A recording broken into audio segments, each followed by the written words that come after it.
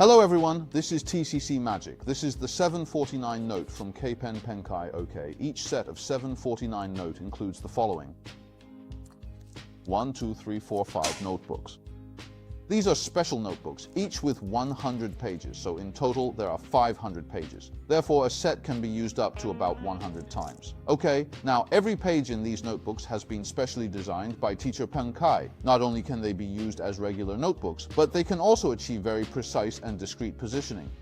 So what exactly does this mean? What do we mean by positioning? Simply put, it means we can accurately locate the page containing a specific audience member's information. You don't need to pick during this process. You can even be blindfolded or not look at all and let the audience write whatever they want. You can very quickly and easily find the piece of paper corresponding to a specific audience member. Okay, so to be specific, let's say we have audience members 1, 2, 3, 4, and 5, and we name them A, B, C, D, E. Let's say our target audience member is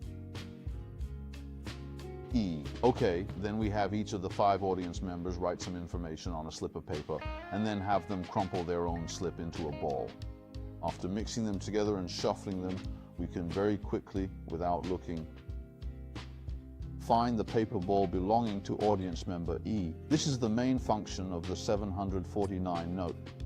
Of course, you can also combine it with methods like pick, read, or even force selection, which is false, and then obtain the audience member's information, and finally, reveal it by reading their mind. In fact, from the audience's perspective, no matter what method you use to obtain the information, even if it's a forced selection, in their minds it all seems the same. For example, last time, the audience casually picked a card, remembered it, and kept thinking about it. In the end, it's actually no different from them just thinking of a card.